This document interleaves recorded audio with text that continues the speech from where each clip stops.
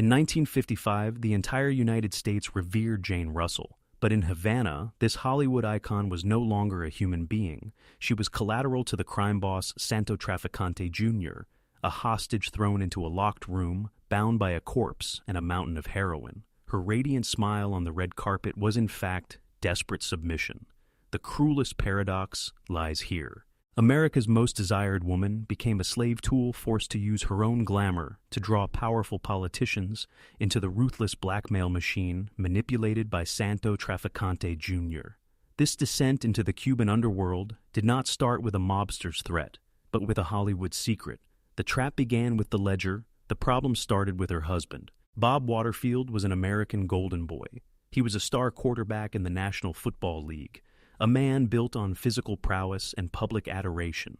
They were the perfect Hollywood couple. They graced magazine covers, they attended premieres, they projected an image of flawless domestic success. Behind closed doors, the image was rotting.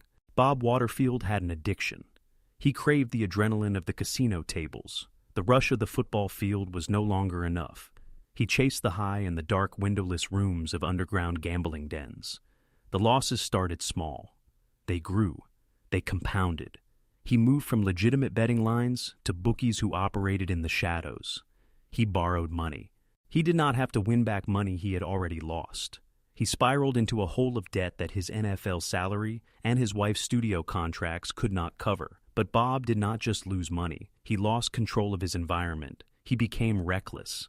In the desperate narcotic haze of his gambling binges, he made mistakes. He allowed himself to be compromised. The men who held his debts were not bankers. They did not file civil lawsuits. They collected leverage. They acquired photographs. These were not pictures of bad poker hands. They were graphic, ruinous images. They documented acts that would not just end a career.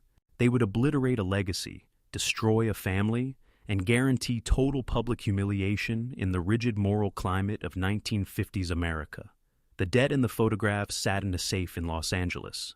They belonged to local enforcers, but in the underworld, information flows upward. The ledger eventually crossed the desk of a man who operated on an entirely different level of predatory mathematics.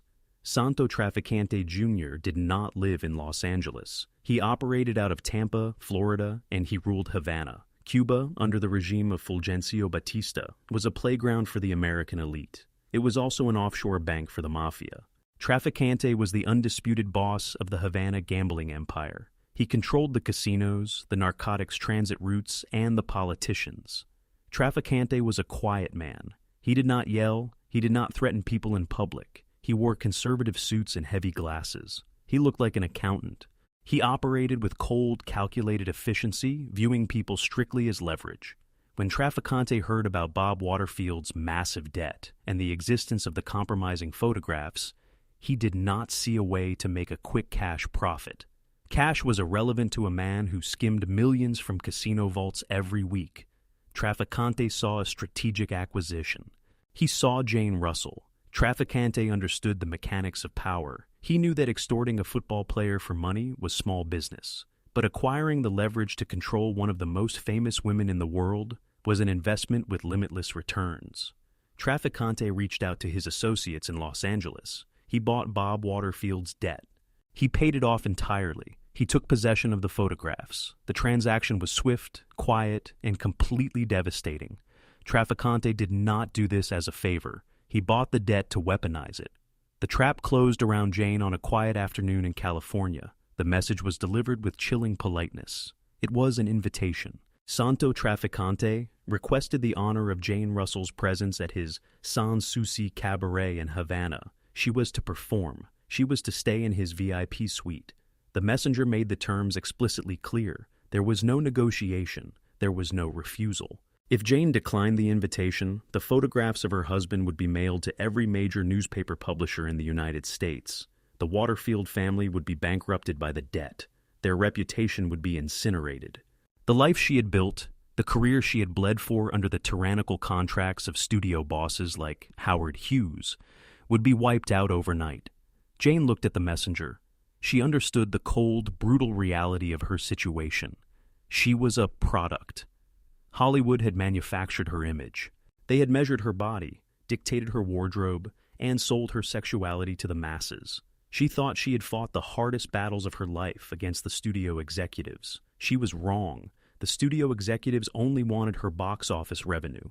Trafficante viewed her fame not as an obstacle, but as leverage. She agreed to the terms. She had no choice. She packed her bags. She prepared her press statements. She practiced her smile in the mirror. She watched her husband, the man whose reckless weakness had condemned her, and she felt a cold, isolating numbness. She could not scream. She could not call the police. The Federal Bureau of Investigation could not protect her from photographs being mailed to a tabloid. She was entirely alone. The drive to the airport in Los Angeles felt like a funeral procession. The flight across the country and over the Caribbean Sea was an exercise in psychological endurance. Sitting in the first-class cabin sipping water, Jane stared out the window at the dark ocean below. The engine noise was a constant drone. Her mind raced through scenarios searching for an exit door that did not exist. Every path led back to the photographs. Every path led back to the ruin of her family.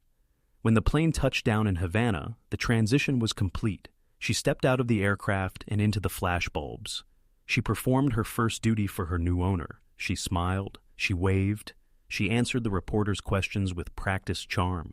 She spoke about how excited she was to experience the vibrant culture of Cuba. She spoke about the thrill of performing at the Sans Souci.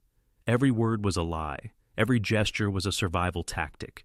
A sleek black limousine waited at the edge of the tarmac. The doors were held open by men in sharp suits with cold, dead eyes. They were Trafficante's men. They treated her with extreme respect. It was the respect a museum curator shows to a priceless artifact. They ushered her into the back seat.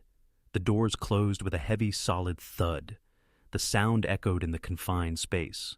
The limousine pulled away from the airport and glided through the bustling streets of Havana. The city was a kaleidoscope of neon lights, classic cars, and music spilling out from open-air bars. It was a paradise built on vice. Jane looked out the tinted windows. She saw tourists laughing, drinking, and losing their money at the roulette tables. They were oblivious to the dark machinery operating beneath the surface of their tropical vacation. The car turned into the long, palm-lined driveway of the Sans Souci. The cabaret was a masterpiece of mid-century architecture glowing under the Caribbean sky. It looked like a palace of entertainment. As the limousine rolled to a stop at the grand entrance, Jane Russell took a deep breath. She adjusted her diamond necklace. She smoothed her skirt. She prepared to step out of the car. She knew she was not walking into a venue to sing songs. She was walking into a processing facility. She was an asset being transferred into the permanent custody of the mob. The heavy mahogany door of the VIP suite clicked shut. The sound was sharp and definitive. The lock engaged with a heavy metallic thud. Jane Russell stood alone in the center of the room. The air conditioning hummed a low, steady note. The suite was a masterpiece of mid-century Cuban luxury. Heavy silk drapes framed floor-to-ceiling windows overlooking the ocean. Clear's throat. Crystal decanters sat on a polished mahogany wet bar. A massive bed with a gold leaf headboard dominated the space. An entire wall was covered by an ornate floor-to-ceiling mirror. It was designed to look like a sanctuary for the elite. It was actually a soundstage built for blackmail. She dropped her purse on a velvet armchair. Her muscles ached from the tension of the flight and the performance on the tarmac. She walked toward the wet bar. She needed a moment of absolute silence. She needed to steady her hands. Before she could reach the crystal glasses, a soft knock echoed from the door. She froze. The knock was polite but insistent. She walked back and turned the brass handle. A waiter stood in the hallway. He wore a crisp white tuxedo jacket and black trousers. He held a silver tray. On the tray sat a single tall crystal flute, filled with pale, bubbling champagne. He did not speak.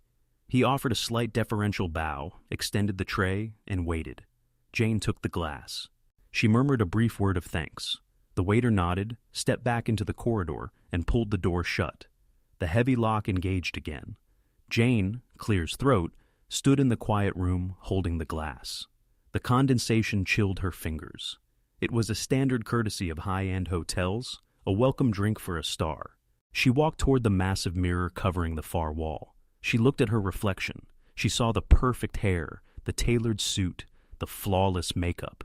She saw the commodity that Santo Trafficante had purchased. She raised the glass to her lips. The champagne was cold. It tasted sharp and dry. She drank half of it in one swallow. She needed the alcohol to slow her racing heart. She needed it to blur the sharp edges of her reality. The physical reaction was not immediate. It started as a subtle heaviness at the base of her skull. She walked toward the bed, intending to sit down. The floor seemed to tilt slightly to the left. She blinked. The edges of her vision began to darken. A thick, unnatural lethargy spread down her neck and into her shoulders. Her arms felt like they were filled with wet sand. The crystal glass slipped from her fingers. It hit the thick carpet and rolled away. It did not break. Jane tried to speak. Her tongue was a dead weight in her mouth. She tried to command her legs to move toward the door. They did not respond. Her nervous system was shutting down, hijacked by a heavy chemical sedative mixed flawlessly into the champagne. The room spun in a slow, sickening circle. She collapsed onto the carpet. The impact pushed the last remaining breath from her lungs. She could not move a single muscle. She was a prisoner inside her own paralyzed body, her consciousness fragmented. She was trapped in a dark, suffocating twilight. She could not see, but her hearing remained terrifyingly sharp. The lock on the door clicked open. The sound was loud in the quiet room. Clear's throat. Heavy footsteps crossed the carpet. Multiple men. Clear's throat. They did not speak. They moved with a cold, practiced efficiency of men executing a routine industrial task. Rough hands grabbed her shoulders and her legs. They lifted her off the floor. They dropped her onto the center of the massive bed. The mattress shifted. Someone adjusted her limbs, posing her like a mannequin in a department store window. They arranged her skirt. They turned her head to face the center of the room. She was entirely helpless. Then the heavy dragging sound began. It came from the hallway, a wet, labored friction against the carpet. Two men dragged a heavy object into the room. It was a human body. The man was dropped onto the bed next to Jane. He smelled of sweat, cheap cologne, and fresh blood. He was breathing in ragged, bubbling gasps. He had been severely beaten. His body twitched against her side. She felt the warmth of his blood seeping into the sheets. Another man stepped forward. A heavy leather suitcase was slammed onto the mattress near her feet. The metallic latches snapped open. The man tipped the suitcase. Thick, plastic-wrapped bricks spilled out. Several of the bricks were slashed open. A mountain of white powder poured over the blankets, pooling inches from Jane's paralyzed hand. It was raw, unrefined heroin. Enough narcotics to trigger a federal trafficking indictment that carried a mandatory life sentence. Jane lay completely immobilized in the center of the nightmare. A dying man bleeding on her left. A mountain of heroin on her right. She was the focal point of a perfectly orchestrated felony. From behind the massive mirror on the wall, a mechanical sound began. A low, rhythmic whirring. The mirror was two-way glass. Behind it sat a small, dark observation room. Inside that room, a technician operated a 16mm motion picture camera. The lens was focused directly on the bed. The camera recorded the unblinking, horrifying truth of the staged scene. It captured the recognizable face of Hollywood's biggest star lying unresponsive next to a brutalized casualty of the underworld and a king's ransom in illegal narcotics. Flashbulbs erupted from the corners of the suite. The stark, blinding light burned through Jane's eyelids. The men documented the scene from every angle. They took close-ups of the drugs. They took wide shots of the bed. They captured the absolute physical proximity of Jane Russell to the manufactured crime. The process took less than 10 minutes. The men worked in total silence. They were professionals assembling a product. The product was extortion material. When the film magazines were empty and the camera stopped whirring, the men moved quickly. They dragged the bleeding man off the bed and out the door. They scooped the heroin back into the suitcase and snapped the latches shut. They smoothed the sheets. They picked up the champagne glass from the floor. They walked out of the suite in silence. The room was perfectly quiet again. The thick darkness of the sedative finally pulled Jane completely under. The twilight shattered into total blackness. The Caribbean sun was blinding when she opened her eyes. It cut through the gaps in the heavy silk drapes like a physical blade. Jane gasped and sat up. The movement sent a wave of violent nausea crashing through her stomach. Her head throbbed with a toxic rhythmic pressure. She gripped the edge of the mattress. Her mouth tasted like copper and dust. She looked frantically around the room. The VIP suite was immaculate. The carpet was pristine. The crystal decanters gleamed on the wet bar. The bed sheets were crisp and white. There was no blood. There was no suitcase. There was no man. The flute of champagne was gone. The room betrayed absolutely no evidence of the terror that had occurred hours before. For a terrifying minute, her mind fractured. She wondered if the stress had finally broken her. She wondered if the debt, the flight, and the sheer panic had induced a vivid psychotic hallucination. The room was so perfectly clean. It was a sterile cube of luxury. She touched her face. She looked at her hands. She was wearing the same tailored suit she had arrived in. It was slightly wrinkled, but clean.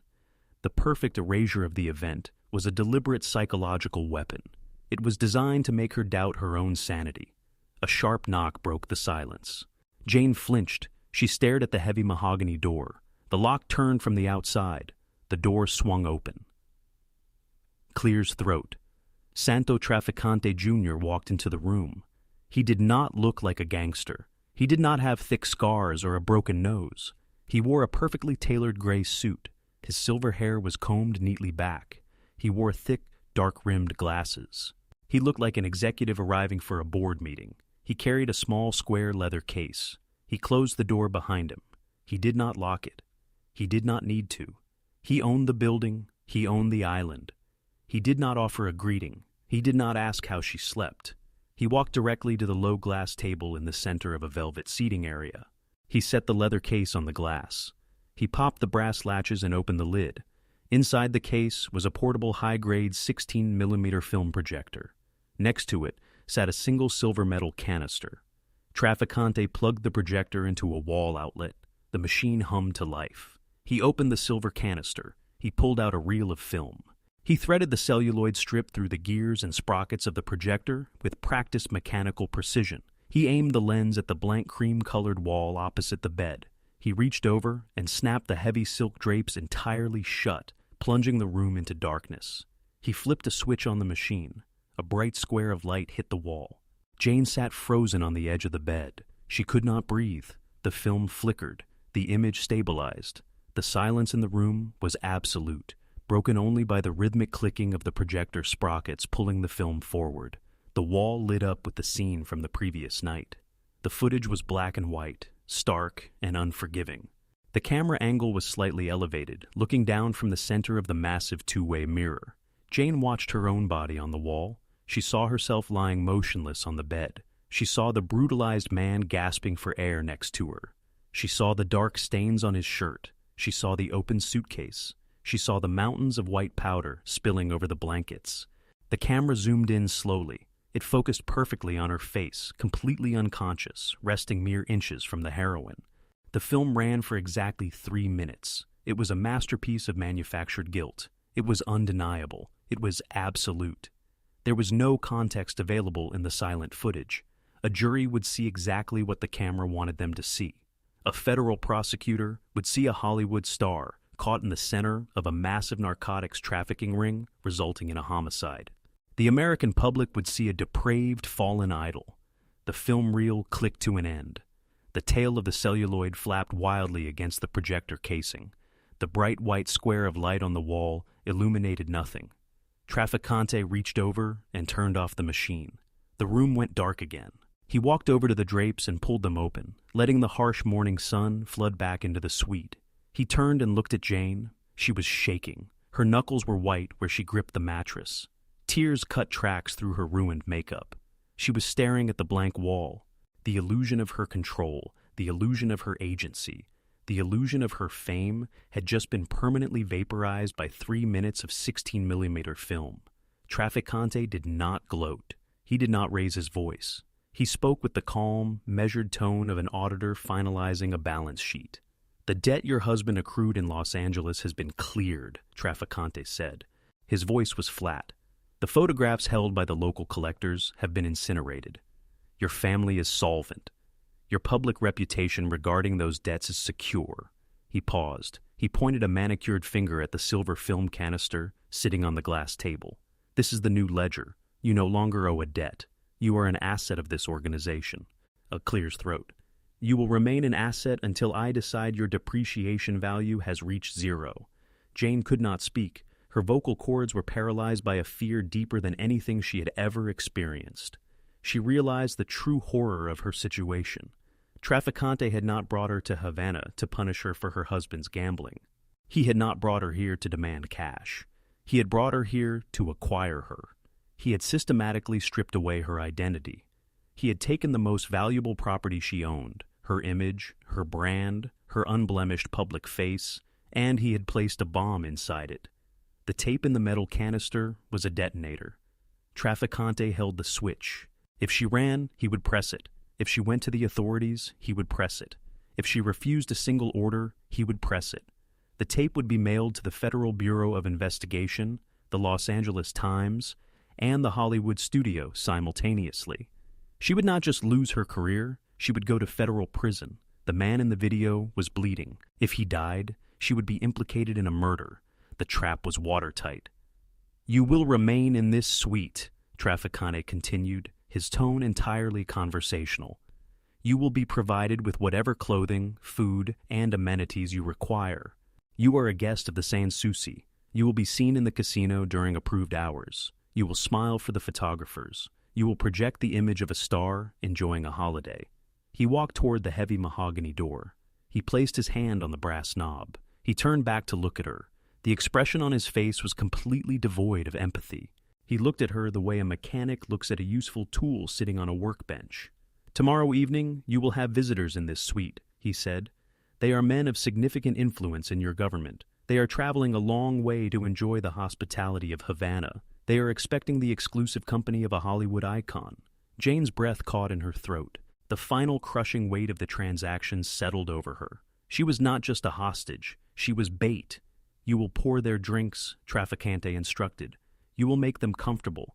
You will ensure their stay in this specific room is highly memorable. You will do exactly as they ask, and you will ensure they remain in the center of the room." He glanced briefly at the massive mirror covering the wall. "The management requires a complete record of our guest satisfaction." Trafficante left the suite without another word. Jane Russell was left alone in the immaculate suite. The scent of her expensive perfume mingled with a faint metallic smell of the projector cooling down on the table. She looked at the silver canister. She looked at the two-way mirror. She realized that the camera behind the glass was likely still rolling. It was recording her reaction. It was recording her submission. She did not scream. Screaming was useless. There was one coming to save her. The studios could not save her. The police could not save her. Her husband had sold her out to feed a gambling habit, and the mob had simply finalized the paperwork. She slowly stood up from the bed. Her legs felt like lead. She walked toward the wet bar. She did not pour a drink. She walked past it to the mirror. She stared into the glass. She knew there were men sitting in the dark on the other side, watching her every movement, documenting her despair. She forced her facial muscles to move. She forced her lips to pull back over her teeth. She stood in the silent, locked room, staring into the hidden camera. And she practiced the radiant, empty smile that would eventually destroy the men who ran her country. The glamorous persona she had built in Hollywood was now simply a tool for the syndicate's survival. The transformation required a brutal psychological surgical procedure. Jane Russell stood before the vanity mirror in the VIP suite.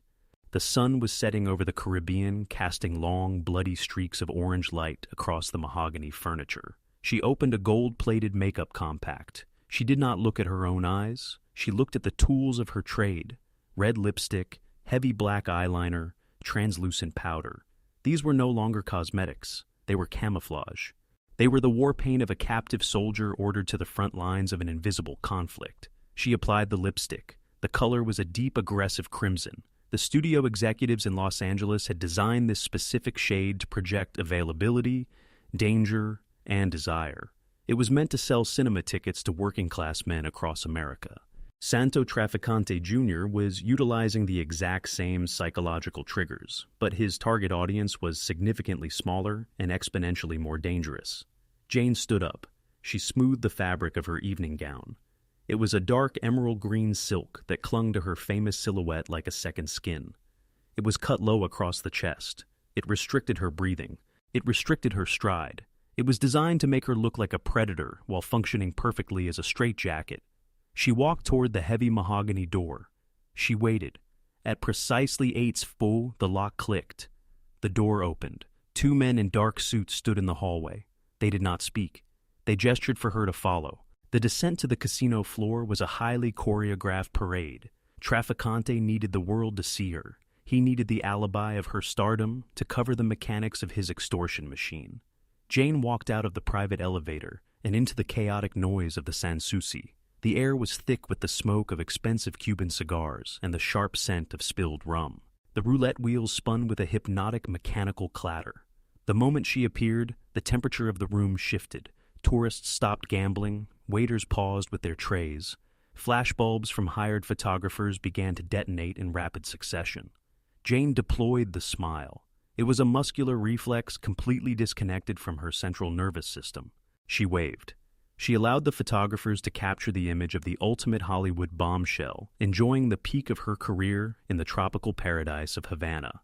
She was escorted to a reserved booth lined in red velvet. The table was immediately covered in complimentary champagne and caviar. She sat alone, flanked by invisible perimeters established by Trafficante's men. She was the crown jewel on display. The display had a specific purpose. It was an advertisement. From across the casino floor, men watched her. Not just tourists. The men Trafficante was targeting did not stand near the slot machines. They sat in private enclaves surrounded by aides and security details. They were men who wore custom suits cut in Washington, D.C., and carried briefcases filled with classified intelligence, legislative drafts, and judicial rulings. They were the architects of American power. They were men who stood on the Senate floor, demanding moral purity from the public. Tonight they were away from the press corps. They were away from their wives. They were in a jurisdiction where the rules did not apply. Trafficante knew the fundamental weakness of powerful men: hubris. They believed their power granted them invisibility. They believed they were entitled to the untouchable. A waiter approached Jane's table. He carried a silver tray. On the tray was a folded note. He placed it next to her champagne glass and retreated. Jane opened the paper. It contained a single name and a room number. The room number was her own VIP suite. The name belonged to a high-ranking United States senator, a man who sat on committees that dictated federal law enforcement budgets, a man who publicly campaigned against organized crime. The hunt had begun. Jane stood up. She did not look around. She walked back toward the private elevators. Her heels clicked a steady rhythmic march on the marble floor. She felt entirely hollow. The fear that had paralyzed her the previous night had burned itself out, leaving behind a cold, metallic dread. She was no longer a victim, waiting for the axe to fall. She was the axe. She returned to the suite. She left the heavy mahogany door unlocked. She walked to the wet bar. She arranged the crystal glasses. She placed a bottle of imported scotch on the silver tray. She positioned an ice bucket. She no longer needed to look at the glass to feel the lens. She automatically choreographed every interaction for the blind spot of the room, turning her trauma into a mechanical routine.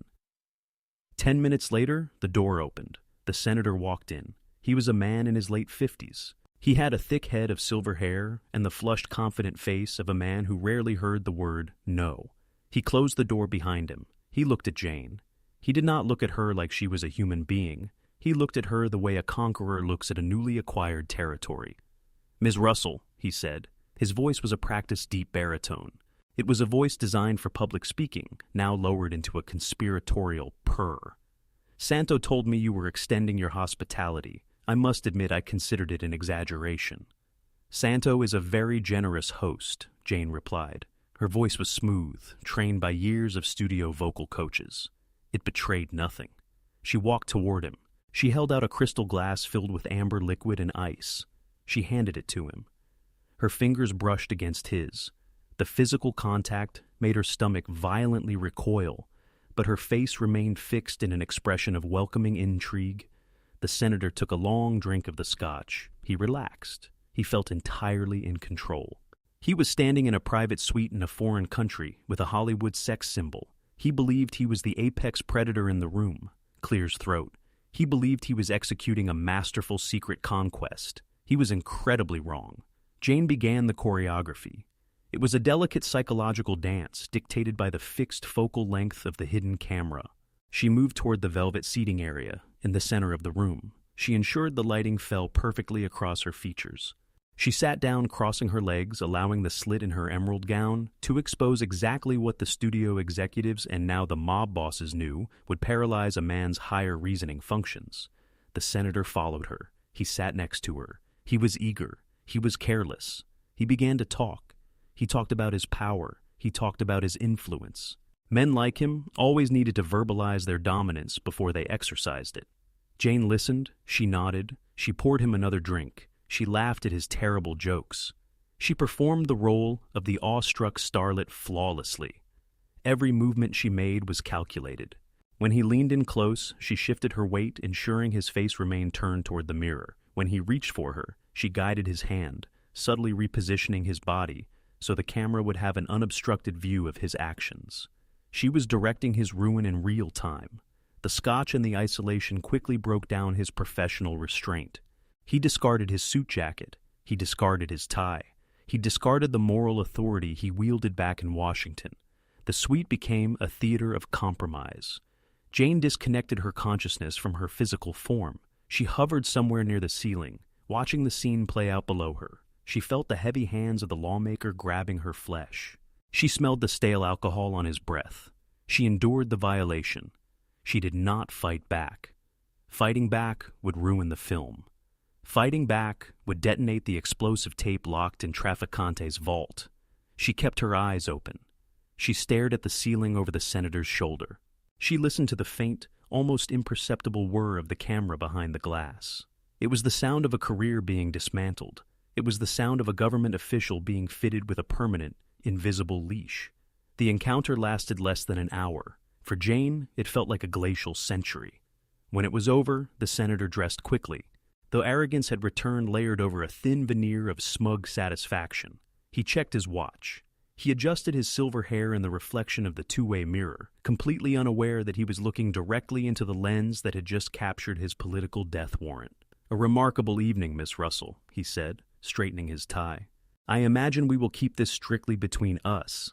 "Of course, Senator," Jane said. She remained sitting on the velvet sofa. She pulled her silk robe tightly around her shoulders. "Strictly between us." He left the room. Jane sat in the silence. She did not cry. Crying was an emotion, and she had systematically shut down all emotional processing centers to survive the hour. She walked into the marble bathroom. She turned on the shower. She stood under the scalding water until her skin turned bright red. She scrubbed her body with a harsh, abrasive cloth. She tried to wash away the smell of the scotch, the smell of the man, the smell of the betrayal. The physical evidence was scrubbed away, but the psychological damage compounded with every reset. When she stepped out of the shower, the suite had been reset. While the water was running, invisible hands had entered the room. The empty glasses were gone. The ashtrays were clean. The velvet sofa was brushed flat. The room betrayed no evidence of the crime that had just occurred. It was sterile, immaculate, and ready for the next victim. This was the true horror of the Havana operation. It was not a singular event. It was an industrial process. The next night, the note on the silver tray carried a different name, a federal judge. The night after that, a high-ranking military logistics officer. The night after that, a prominent labor union leader whose influence could the American shipping industry. The routine became a soul-crushing loop of psychological endurance. Put on the dress, apply the red lipstick, walk the casino floor, receive the target, direct them to the center of the room, keep their face to the mirror, endure the violation, wash the skin, wait for the reset. Trafficante had turned a Hollywood icon into his most effective operative. She possessed the ability to bypass security clearances, ignore executive privilege, and penetrate the highest echelons of national defense. A foreign spy would require years of training and deep cover to compromise a United States general. Jane Russell required a glass of scotch and a low-cut dress. She watched the men fall into the trap with a sickening predictability.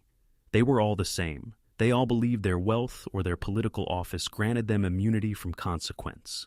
They walked into the VIP suite wearing the armor of their authority, and within 30 minutes, they stripped it off willingly, eager to trade their honor for a fleeting moment of illicit gratification. They did not realize they were not conquering a movie star. They were surrendering to the mob. Trafficante was systematically archiving compromising material on high-ranking American officials. The metal canisters of 16mm film multiplied in his vaults. Each canister represented a vote on the Senate floor. Each canister represented a judicial ruling on organized crime indictments. Each canister represented a military contract turned a blind eye. The United States government was being systematically hollowed out from the inside, and the excavation was happening in a hotel room in the Caribbean. Jane rarely saw a trafficante. He operated in the shadows, far removed from the actual mechanics of the extortion. He did not need to monitor her. The invisible threat of her own tape was a more effective jailer than a dozen armed guards. On the rare occasions he did appear, it was always brief. He would walk into the suite during the day wearing his impeccable suits. He would review the logbook. He would nod. "Your performance remains satisfactory, miss," he said during one of these inspections. He looked around the immaculate room. The yield has been exceptionally high. Jane sat in an armchair staring at the floor. She did not respond. "You look tired," Trafficante noted. His voice lacked any trace of genuine concern. It was the observation of a farmer checking the fatigue levels of a draft horse. "I will arrange for the studio to ship some vitamins. We cannot have the product looking depreciated. The clients expect the glamour they see on the movie posters." He walked to the door. He paused, his hand on the brass knob. "Remember the mathematics of our arrangement?" he said softly. "Every man who walks through this door guarantees the silence surrounding your husband's ledger. You are preserving your family. You are being a dutiful wife." He framed her daily degradation as an act of moral sacrifice, forcing her to accept the weight of her own captivity. He opened the door and left. The weeks bled into months. The Havana residency stretched out into a dark, endless tunnel. Jane lost track of time. She lost track of the names. The faces of the politicians blurred into one sweaty, greedy mask. She forgot what it felt like to be a person. She became a function. Clear's throat. She had become an unwilling asset in a massive political extortion ring. Clear's throat. When she looked in the mirror to apply her lipstick, the girl from the San Fernando Valley was gone. She saw only a hollow shell filled with the secrets of terrible men. She learned to read the subtle signals of the hidden technicians. A faint click from behind the glass meant the film magazine was being changed. A brief, almost imperceptible dimming of the overhead lights meant the primary camera was rolling. She synchronized her movements to the mechanics of the machinery. She was a professional. She delivered the product. One evening, the target was a prominent figure from the Department of Justice. A man leading a highly publicized crusade against organized crime syndicates operating on the East Coast. He was known for his fiery speeches and his uncompromising moral stance. When he walked into the suite, he was nervous. He checked the door twice. He kept his voice low. He was acutely aware of the risk he was taking, but the temptation of the Hollywood icon had overridden his survival instincts. Jane went through the motions. She poured the drinks. She guided him to the velvet sofa. She initiated the dialogue designed to lower his defenses. The Justice Department official drank heavily. He began to complain about the pressures of his job. He complained about the hypocrisy of Washington. He complained about the relentless public scrutiny. "They expect me to be a saint," he slurred, leaning his heavy head against Jane's shoulder. "They have no idea the compromises you have to make just to get anything done in that city. It's all a game. Everything is a negotiation. Everything has a price," Jane murmured mechanically, ensuring his face was turned toward the glass. "Exactly," the official said. He reached for, "And tonight I am taking my cut." As the encounter progressed, Jane stared at the ceiling. She listened to the faint whir of the camera. She thought about the man's fiery speeches on television. She thought about the grand juries he convened. She thought about the absolute staggering hypocrisy of the American power structure. The man crushing her against the sofa was the very mechanism designed to stop men like Santo Trafficante. Yet, here he was, willingly handing his badge and his integrity over to the syndicate in exchange for an hour of synthesized pleasure. The mob did not have to wage a war against the government. The government was voluntarily surrendering in a hotel room in Havana. When the official left, buttoning his jacket and smoothing his hair, he left behind more than empty glasses. He left behind his autonomy. The ritual was always the same: a locked door and water hot enough to scar. The extortion machine was perfect. It was a closed loop of mutually assured destruction. The politicians could never expose Trafficante, because exposing him meant exposing themselves. Trafficante held the leverage to dictate national policy, manipulate federal investigations, and ensure the uninterrupted flow of narcotics and illicit capital. And Jane Russell was the mortar, holding the entire corrupt architecture together. She was the bait, the witness, and the accomplice. She was trapped in the center of the web, spun in silk and diamond necklaces, suffocating in plain sight. The press continued to print photographs of her smiling on the casino floor. The public continued to buy movie tickets. No one saw the blood on the ledger. No one heard the whirring of the camera behind the glass. The physical residency in Havana eventually reached its scheduled end. Santo Trafficante Jr. didn't need to keep her on the island permanently. A prolonged, unexplained absence from the American public eye would generate unwanted press inquiries. The studios needed their product back on the sound stages. Trafficante needed his asset back in the mainstream to maintain the illusion of Clear's throat, her pristine celebrity. He summoned her to his office on her final morning in Cuba. He did not offer a handshake.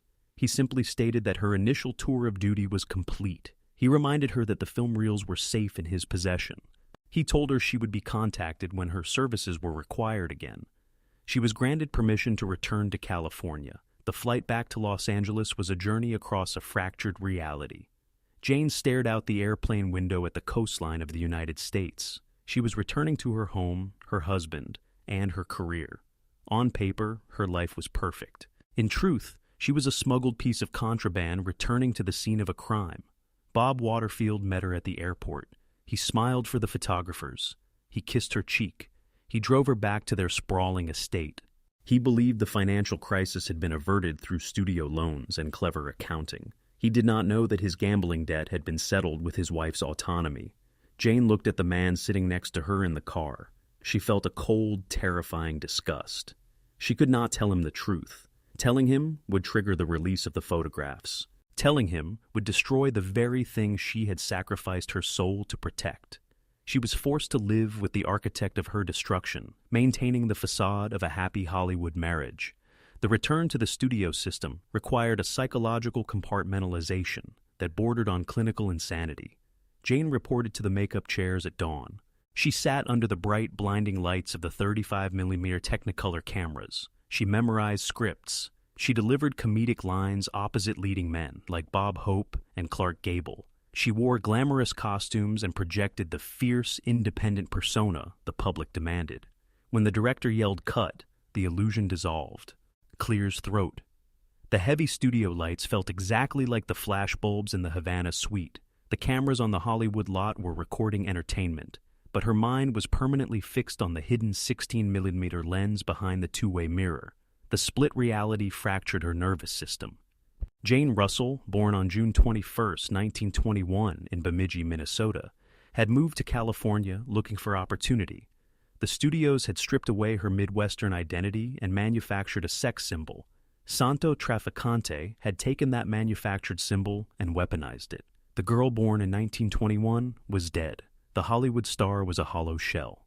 The only thing left inside was a crippling, untreated paranoia. The paranoia manifested in the dark. Jane developed a severe inability to sleep in hotel rooms. When the studio sent her on promotional tours across the country, she required immediate isolation upon checking into her accommodations. The moment the bellhop closed the door, the ritual began. She locked the deadbolt. She engaged the chain. She walked methodically through the room. She turned off every lamp. She pulled the heavy blackout curtains tightly together, ensuring not a single sliver of streetlight penetrated the space. Then she searched for the glass. Trafficante had trained her to fear mirrors. She walked into the hotel bathroom. She picked up a heavy glass ashtray or a brass candlestick. She did not hesitate.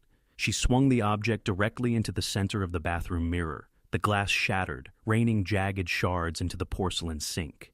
She stared at the drywall behind the broken glass. She was looking for a camera lens. She was looking for the technicians.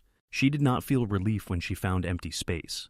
The absence of a camera in a Chicago hotel did not negate the existence of the camera in Havana. She paid for the damages in cash the next morning. She blamed the broken mirrors on clumsy accidents or excessive drinking. The hotel managers accepted the cash and the excuses. They were dealing with a major celebrity. Erratic behavior was expected. They did not know they were dealing with a prisoner of war suffering from acute psychological trauma. As the studio system faded, Russell turned to philanthropy, championing international adoption until her death in 2011.